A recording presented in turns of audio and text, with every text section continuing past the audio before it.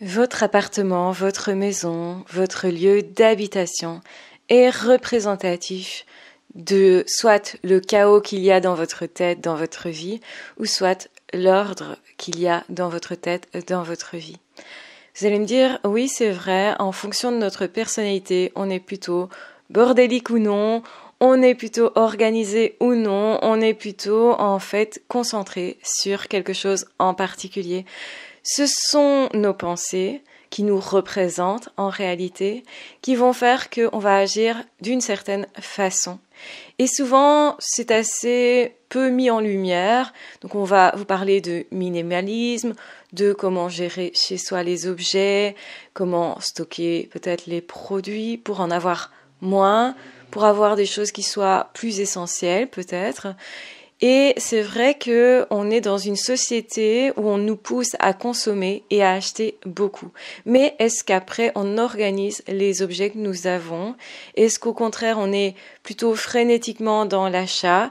Souvent c'est pour combler une forme de vide. Il y a aussi des personnes qui ont peur de se débarrasser de certaines choses au point d'en garder les poubelles et des choses comme ça. Vous connaissez le syndrome de Diogène et si vous connaissez pas, c'est, on va dire, une maladie, c'est considéré en tout cas comme une phase dans laquelle la personne perd pied, généralement vit un deuil, vit quelque chose de compliqué justement au niveau sentimental, et ça s'en ressent dans la manière dont on organise son intérieur.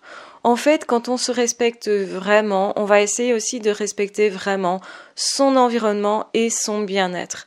Et il y a des personnes qui ont conscience du fait que vivre dans un endroit très encombré ou très sale peut-être aussi, c'est mauvais pour sa santé, pour l'estime de soi, le respect de soi, et d'autres qui vont finalement ne pas avoir ça à l'esprit, et ça peut entraîner quelques dérives. Donc dans un sens ou dans l'autre, il y a des personnes qui n'organisent rien du tout chez elles, mais pourtant qui vont être super propres, ou en fait ça va être l'inverse, on va avoir peu d'objets, mais on n'entretient pas les objets que nous avons, on ne met pas de valeur sur ce que nous avons non plus. Donc oui, se poser parfois la question, et se poser tout court, s'arrêter, se dire ok, je prends le temps. Parce que on est dans une société où on court en permanence, où finalement on perd l'essentiel, qui est quand même l'humain, le bien-être. Est-ce que c'est important d'avoir des objets? Certes, oui. Avec des objets, nous pouvons accéder à certaines choses. Sans ordinateur, pas d'accès à Internet, c'est une évidence. Sans radio, pas d'accès peut-être à la musique. Sans effectivement avoir accès à des vêtements, on aurait froid. Et on serait dans l'inconfort. Bien sûr, nous avons besoin également de nourriture. Et avoir un peu d'argent veut dire aussi qu'on peut être plus paisible, possiblement, alors ça dépend des gens, face au futur. Donc ça dépend aussi de ce que nous avons. Donc la valeur qu'on met sur l'argent, comme c'est une valeur qui est plutôt, on va dire, subjective, certaines personnes ont besoin d'avoir certaines sommes élevées, et d'autres, au contraire, tant qu'elles ont un mois de côté, ça leur suffit amplement. Donc ça aussi, on va regarder un petit peu, quelle a été notre éducation par rapport aux objets, à notre environnement. Comment vivent nos parents actuellement? Est-ce qu'ils ont accumulé beaucoup de choses? Est-ce qu'ils sont organisés ou non? Est-ce que les deux sont organisés? Est-ce que nos grands-parents étaient organisés ou pas? Tout ça, c'est important. Moi, j'avais par exemple un grand-père qui avait un atelier et qui accumulait certaines choses, certaines trouvailles, mais parce que c'était quelqu'un d'artistique. Donc ça lui était nécessaire. Peut-être qu'aussi on s'entoure d'objets pour s'entourer de possibles activités si jamais, parce qu'on a peur du vide par exemple. Et ça peut être une des explications, ce pourquoi j'accumule certaines choses en me disant quand j'aurai le temps je ferai ceci, je ferai ça. Et effectivement, ça peut être aussi parce qu'on a beaucoup de passion, ça peut être aussi parce qu'on est une personne extrêmement riche, du coup on s'entoure de beaucoup d'objets différents, et les objets nous représentent dans le sens où un musicien va s'entourer plus facilement d'instruments de musique ou d'instruments qui peuvent faire en sorte de créer des sons, etc. Ça peut être des ordis, tout ce qui est technologique par exemple. Donc quelque part, ça nous représente dans qui nous sommes et dans ce que nous voulons faire dans la vie et de comment on se gère soi. Pour certaines personnes, c'est compliqué d'acheter beaucoup de sucre par exemple, parce que ces personnes savent qu'elles ne pourront pas s'empêcher, ou ça va être compliqué, de s'empêcher de consommer des sucreries par exemple. D'autres personnes sont tout à fait à l'aise avec le fait d'avoir certains aliments, etc., mais ne vont pas se jeter dessus, elles savent se gérer, elles savent très bien que, au contraire, ça les rassure peut-être d'avoir un petit peu de sucre dans l'armoire, si jamais il y a des chutes de tension, des choses comme ça. Donc, évidemment, outre le fait de la santé, etc., on passe outre ça, mais ça représente notre personnalité aussi, qui sommes-nous et que savons-nous finalement gérer dans notre vie. Quand une personne généralement gère mal sa vie, surconsomme, est alcoolique, toxicomane, forcément autour de cette personne, on va voir régner un certain chaos. Généralement, ça va de pair. Alors, bien sûr, je dis forcément, c'est pas toujours vrai, mais de façon générale, on va généraliser. La plupart des gens qui consomment de la drogue n'ont pas de rythme de vie et particulièrement pas non plus de rythme finalement pour faire le ménage, pour ranger, nettoyer ou utiliser les objets de façon adéquate. Donc on va certainement voir traîner des vêtements, certainement voir traîner aussi des objets de consommation tels que des bouteilles. Ça peut aller très loin et on peut vite en fait se sentir dépassé par nous-mêmes. Donc c'est important de penser aussi que nous sommes des êtres humains avec des envies, des pulsions, des colères, des émotions, des périodes où on va moins bien. Et donc, finalement, repenser son intérieur, c'est aussi penser, tiens, quand je ne vais pas bien, qu'est-ce que j'ai du mal à gérer et quels mécanismes je peux mettre en place pour éviter justement que je bascule vers un désordre permanent, vers quelque chose qui, moi, me sera finalement difficile à supporter. Alors, il y a des personnes qui n'ont aucun mal-être à vivre dans le désordre, qui, même, ont un certain plaisir à le faire, peut-être justement parce qu'ils avaient des parents extrêmement rigides à ce niveau-là, et donc ils ont besoin de désordre.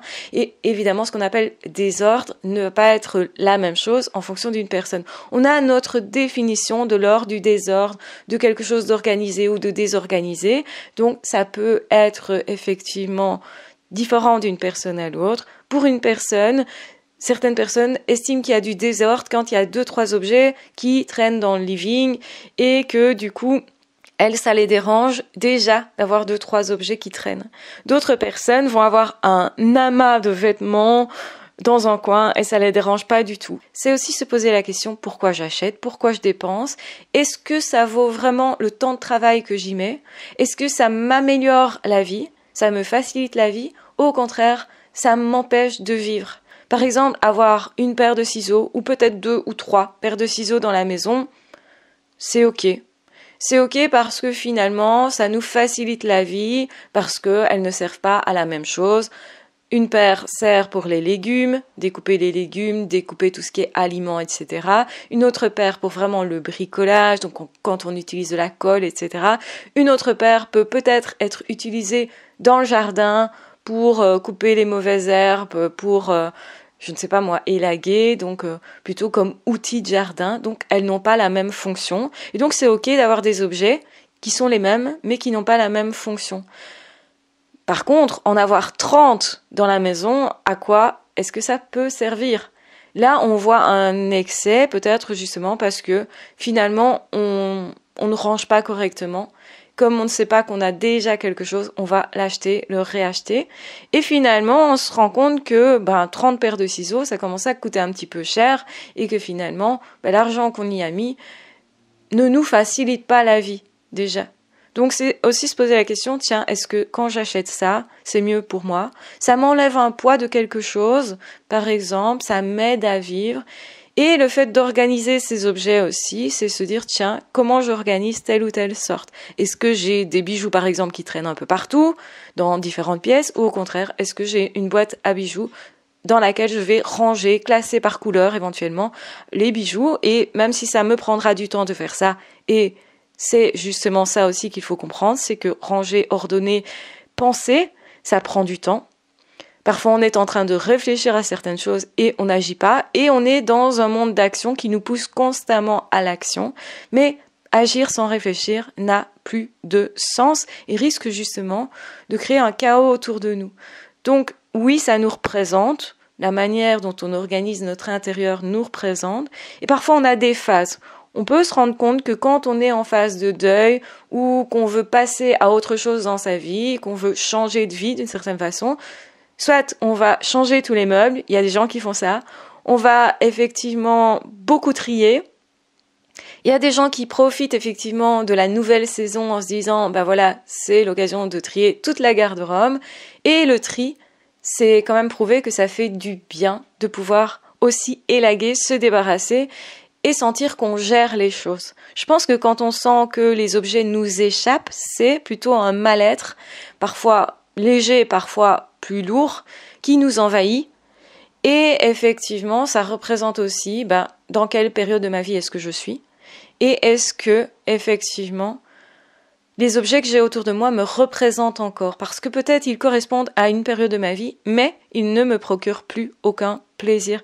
Et vous connaissez certainement maintenant cette fameuse pratique de prendre un objet dans vos bras et de lui demander à quoi est-ce que tu me sers ? Est-ce que tu es utile ? Est-ce que tu es en bon état ? Est-ce que tu es un objet sentimental ou non ? Est-ce que si tu es sentimental, tu me renvoies à des bonnes émotions ou non ?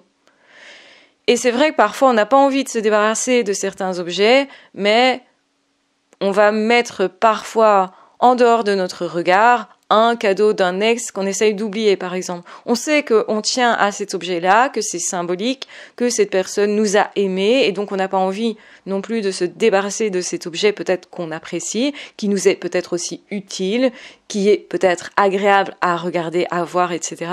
Mais en même temps, pour l'instant, on a besoin d'autre chose. Et donc, on va mettre cet objet hors de notre vue. C'est une autre façon de gérer nos objets, notre environnement. Et c'est vrai qu'on n'a pas vraiment d'éducation, on va dire, pour la plupart des gens. Ça ne va pas tellement de soi que de gérer notre environnement. Et beaucoup de personnes vont même dire « Ah mais oui, mais ça c'est l'affaire de la femme de toute façon et pas de l'homme ». Alors que c'est faux, les hommes qui vivent tout seuls sont bien obligés de gérer eux aussi leur environnement, à moins de se laisser envahir. Et c'est peut-être pour ça qu'on voit plus d'hommes désordonnés que de femmes, encore que ça dépend quel homme et quelle femme. Il y a des hommes qui sont ultra ordonnés, des femmes ultra désordonnées. Et effectivement, quand on fait couple d'ailleurs, on va regarder est-ce que l'autre a la même façon de vivre plus ou moins. Parce que si l'un est très ordonné, l'autre très désordonné, généralement celui qui est très ordonné aura du mal à supporter le désordre de l'autre et ou à le gérer, ou peut-être qu'il va être géré que dans une pièce. Bon, voilà, là, tu fais ce que tu veux dans ta pièce, tu es aussi désordonné que tu veux, mais moi, je veux que le reste de la maison soit bien tenu, en ordre, etc. Et même la personne désordonnée, peut-être, va se dire, ah, l'autre est beaucoup plus ordonné que moi, et je vais apprendre de cette personne. Donc, c'est pas parce qu'on est désordonné qu'on est OK avec ça, ou ordonné qu'on est OK avec ça. Il faut un juste milieu. Peut-être qu'on peut être trop ordonné et se mettre une pression, et que ça devienne une obsession, et que ça devienne du stress, finalement. Et qu'on y gagnerait à être moins ordonné, du coup. Mais la personne qui est désordonnée, peut-être qu'elle ne souhaite pas ça et qu'elle n'a pas appris et qu'elle se pose la question « Comment je peux faire d'autre ?» Et ça demande de se poser, de prendre du temps.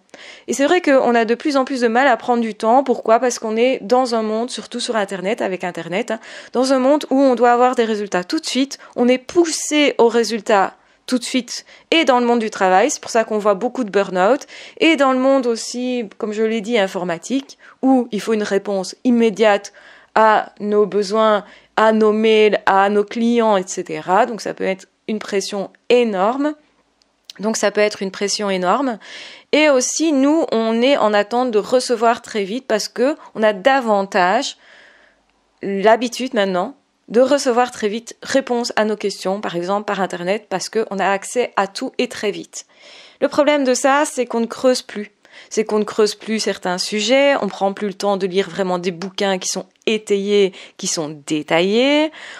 On pense que tout peut se gérer tout de suite et que si on ne gère pas, on a un problème. On risque de tourner ça contre nous et de se dire, ok, si moi je ne sais pas gérer ma vie, mon intérieur, et que je pense que tout le monde sait faire ça, j'ai un vachement gros problème. Non seulement le désordre autour de moi peut être désagréable, me renvoyer au fait que moi, je me sens plus nulle que les autres, et aussi m'amener finalement à me poser la question, est-ce que je suis apte à vivre seule, par exemple? Parce que quand on vit seul, évidemment qu'on est obligé de tout gérer. Peut-être que ça nous prend beaucoup de temps aussi, et qu'on a du mal à prendre le temps de la réflexion, le temps de pause, du mal à se calmer. Il faut une certaine paix intérieure pour se poser vraiment la question, est-ce que ça, je garde ou pas?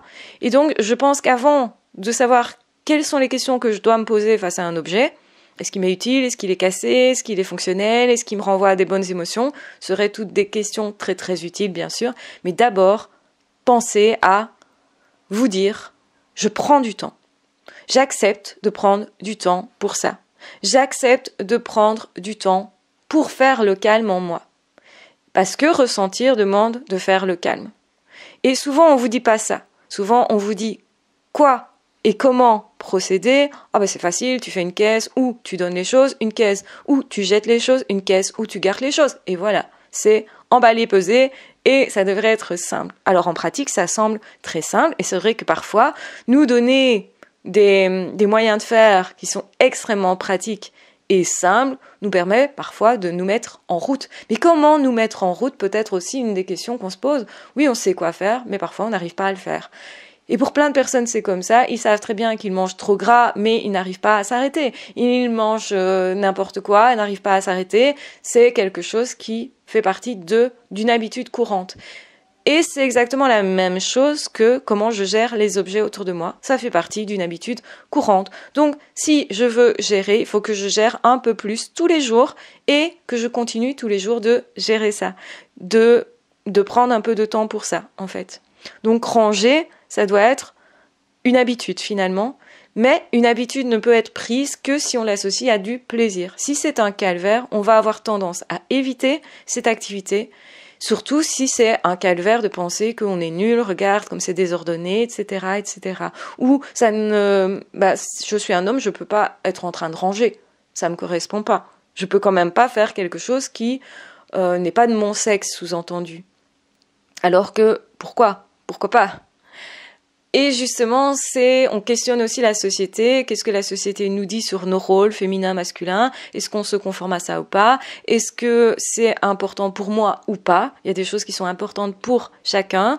Et certaines personnes vont tolérer plus de choses. Et c'est pour ça que certaines personnes vont dire, mais moi, ma priorité, c'est l'être humain. Donc si j'ai le choix entre ranger et passer du temps avec des êtres humains, je vais choisir de passer du temps avec les êtres humains parce que c'est ma première valeur, une valeur très forte pour moi et que ça me remplit beaucoup de faire ça. Même si j'aimerais que les deux soient faits, par exemple. Connaître le sens de ses priorités, c'est aussi savoir qu'on a fait peut-être des choix à certains moments et quand on regarde effectivement notre intérieur, on se dit, ok, je sais, c'est pas rangé, c'est pas ordonné, c'est pas comme je veux, mais ça ne montre pas que je suis nulle, ça montre au contraire que j'ai passé mon temps sur d'autres projets. Et donc, en même temps, je regarde mes autres projets. Tiens, j'ai plein d'autres projets qui ont avancé et ça me permet de ne pas me dégrader dans ce que je perçois de mon environnement aussi. Donc, on n'est pas un surhomme, on a du temps qui doit se répartir dans différentes tâches.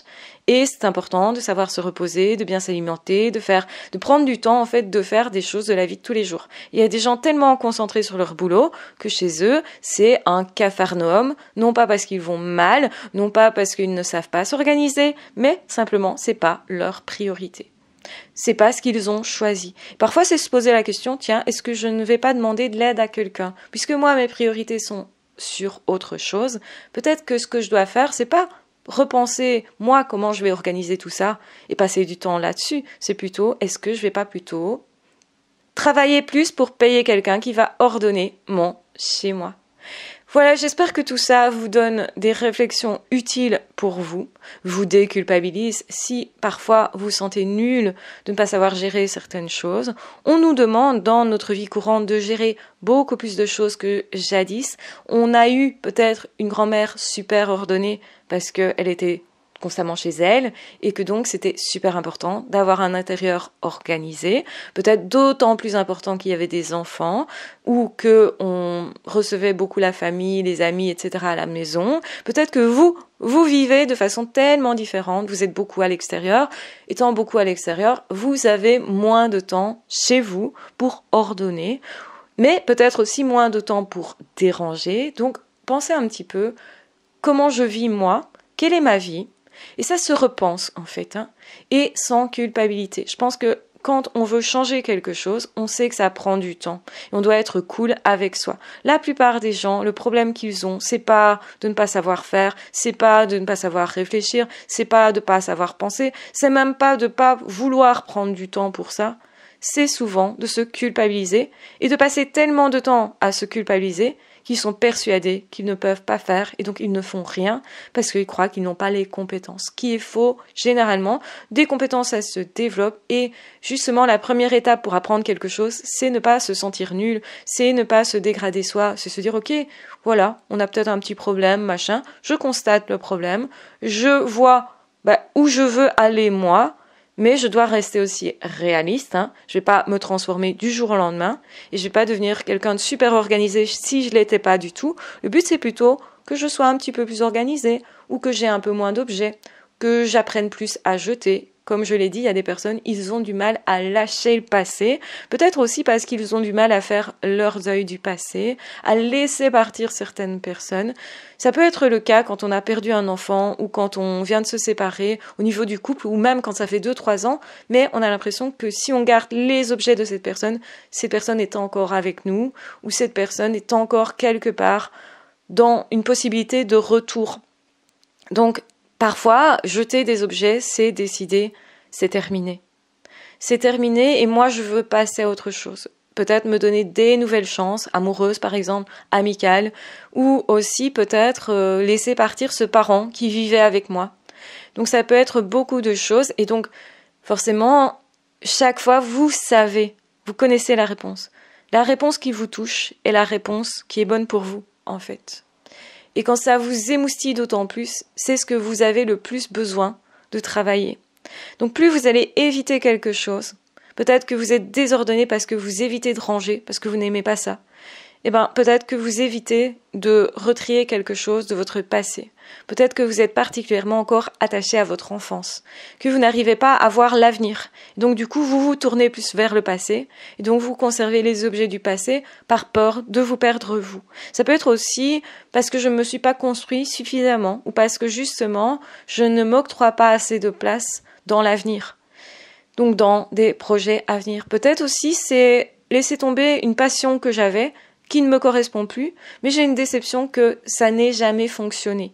J'avais une activité, elle n'a pas fonctionné, j'ai conservé, je sais pas moi, des outils de mon ancienne activité. Or, je ne m'en sers plus. Donc, est-ce que je pourrais pas plutôt l'offrir à quelqu'un pour donner à ces outils un nouveau départ, quelque part, ou est-ce que je pourrais pas les vendre pour récupérer de l'argent? Peut-être qu'on a besoin d'argent. Et c'est important aussi de prendre le temps parce que vendre, ça ne se fait pas tout seul. C'est une compétence que vous allez développer. Peut-être que c'est ça aussi, vous vous dites, mais moi j'ai pas les compétences d'un vendeur, donc je ne saurais pas vendre des objets qui sont à moi, qui ont une valeur, donc je ne les jette pas parce que ça a de la valeur, mais en même temps, je ne les vends pas parce que je sais que ça prend du temps, que j'ai pas envie peut-être de passer du temps, parce que j'ai peur de me rendre compte que je vais être nulle dans cette tâche-là. Or, automatiquement, toute nouvelle tâche va vous faire sentir nul. Parce que quand on n'a pas appris, on est forcément nul, mais c'est rien. On est tous des nuls qui avons appris ou qui sommes en train d'apprendre et on doit être fier de se sentir nul, mais en cours d'apprentissage. Le problème, ce serait de se sentir nul, mais de ne jamais apprendre, de ne jamais oser, de ne pas faire, justement, et finalement, d'être comme cristallisé dans des angoisses, dans des attentes qui n'arrivent pas, dans des choses où on sait qu'on doit faire ceci, mais qu'on ne fait pas. Et effectivement, l'important est de se dire aussi, est-ce que j'ai pas trop d'objets par rapport à mon espace? Peut-être que ce qu'il faut finalement, c'est augmenter l'espace. Peut-être ce qu'il faut finalement, c'est élaguer, tout simplement. Ce qu'il faut, c'est organiser différemment ou racheter des armoires supplémentaires. Ça peut être ça simplement. qui ne fonctionne pas. Si vous n'avez qu'une toute petite armoire pour tous vos vêtements d'été, d'hiver, etc., et qu'en réalité, la plupart des gens, pour cet espace-là, ça correspond seulement aux sous-vêtements ou aux maillots de bain qu'ils ont, forcément que là, vous avez estimé un trop petit espace pour vos vêtements, par exemple, par rapport à vos besoins. Maintenant, il faut être honnête avec nos besoins. De quoi j'ai vraiment besoin? Est-ce que je suis en excès? Pourquoi, quand j'achète? C'est se poser la question, qu'est-ce qui se passe dans ma tête quand je fais ça? Est-ce que je pense que ça va me donner une valeur supplémentaire? Est-ce que j'achète des objets par rapport à certaines personnes? Comme par exemple pour séduire une personne en particulier? Ou pour m'intégrer dans un groupe? Ça peut être, je fréquente des gens qui s'habillent comme ça, maintenant j'ai envie d'avoir des vêtements parce que je veux m'intégrer dans ce groupe-là et ce sont des personnes qui s'habillent comme ça. Point. Donc effectivement, est-ce que ces vêtements-là vous correspondent aussi à vous, à votre personnalité, ou au contraire, est-ce que ça va être une passade et qu'à un moment donné, vous allez vous rendre compte qu'en fait, ça n'est pas vous et que vous ne fréquentez plus ce groupe et que donc vous n'avez plus besoin de ces vêtements-là ou de ces objets-là, ou que vous n'êtes plus musicien, donc vous n'avez plus besoin d'avoir autant d'instruments, mais peut-être que vous allez conserver votre instrument principal pour continuer de pratiquer par plaisir, mais que vous n'avez plus besoin d'avoir absolument tout un orchestre chez vous parce que ça prend de la place, par exemple. Donc évidemment que toute passion va prendre de l'espace, de la place. Le problème n'est pas que ça prenne de la place, c'est que ça soit plutôt en correspondance avec ce dont vous avez besoin à ce moment-là. Et est-ce que vous avez des objets qui vous rassurent est une question aussi à se poser, parce que parfois on accumule pour se rassurer. On peut accumuler, par exemple, si on a envie de se mettre à peindre, on va acheter 10 toiles ou 20 toiles, mais on n'a pas encore commencé. Donc le mieux, c'est de se dire, ok, je n'achèterai à nouveau que quand j'aurai commencé et utilisé ce que j'ai acheté. Sinon, on a envie d'avoir 10 000 couleurs toutes différentes. Et si j'essayais la peinture à l'eau, à l'huile, à l'aquarelle, oui, mais alors je change. Peut-être, je ne dois pas peindre sur une toile, ça peut être sur un papier spécial. Et si j'achetais ce bloc-là, et puis ce bloc-là, et puis finalement, on accumule.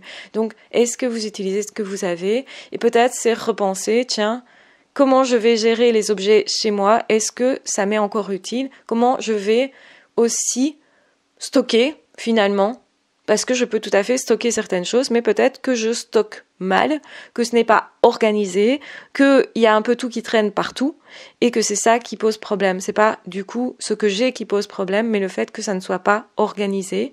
Et donc, est-ce que je vais prendre plaisir à organiser ces objets-là? Quand c'est une passion, c'est souvent, la réponse est oui, souvent. Et je peux aussi me dire comment j'utilise mon temps, mon énergie, parce que effectivement, ça peut être aussi parce que je suis beaucoup fatiguée, j'ai une maladie par exemple compliquée, et bien du coup j'ai besoin de beaucoup me reposer, donc forcément je ne peux pas exiger de moi le même ordre que quand j'étais en pleine santé par exemple. Donc c'est aussi, j'apprends à être tolérant avec moi à certains moments, et donc effectivement, s'organiser, organiser son intérieur, c'est pas juste regarder, tiens, est-ce que de l'extérieur ça a l'air en ordre ou pas. C'est plutôt se dire, est-ce que je me juge? Est-ce que pour moi c'est ok ou pas ok? Qu'est-ce que je souhaite vraiment? Et quel est mon projet, mon objectif? Est-ce que mon objectif il est cohérent par rapport à ce que je peux vraiment faire? Si je me demande une tâche impossible, évidemment que je vais pas être motivée. Donc le mieux c'est de commencer petit, parce que là on sait qu'on peut faire, et là ça nous rassure tous.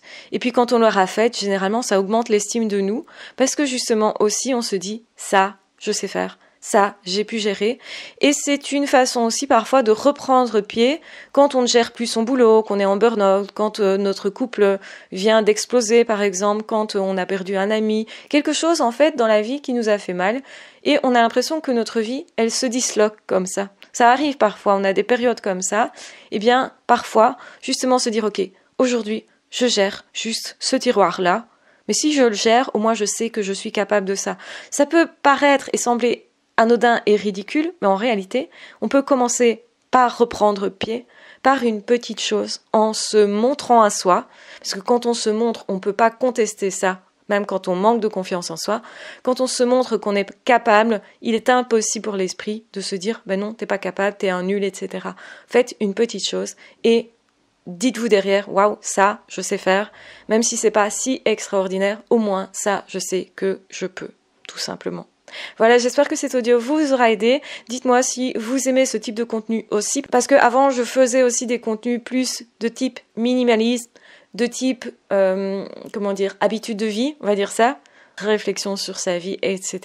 Et je pense que parfois on se pose tous des questions et qu'on croit qu'on est les seuls à se poser certaines questions ou à avoir un petit peu du mal à organiser. Donc, je rappelle, c'est normal à certains moments d'avoir plus de mal à s'organiser et c'est important de regarder ça. Qu'est-ce qui se passe dans ma vie psychologiquement quand je fais ça ou quand je perds un peu pied dans mon organisation intérieure, peut-être parce que je lave moins, je me sens moins bien chez moi. Qu'est-ce qui se passe en fait psychologiquement? Parce que ça veut dire aussi quelque chose. Donc ça nous permet de prendre conscience de là où j'en suis, de ce que je peux travailler, de comment je peux gérer et aussi de me rassurer en me disant cool, c'est pas grave, tout va bien, on va gérer une chose à la fois, un endroit à la fois, une pièce à la fois, un petit endroit à la fois. Peut-être qu'aujourd'hui, je me promets que tout mon jardin, je pourrais pas gérer, mais juste gérer un emplacement, cette parcelle-là, ce petit bout-là, je fais ça à fond et très bien. Et ça, je sais que ça doit être nickel, quoi. Mais tout le reste, je ne m'impose pas que ça soit nickel dans le jardin, par exemple. Ça peut être ça, prendre des décisions qui vont nous faciliter la vie et se poser la question, justement, est-ce que ça m'aide dans la vie de penser comme ça? Est-ce que c'est OK pour moi aussi? Voilà, je vous embrasse bien fort, je vous aime très fort, prenez bien soin de vous et on se retrouvera très vite dans d'autres audios ou dans d'autres vidéos. Ah, ciao, bye bye!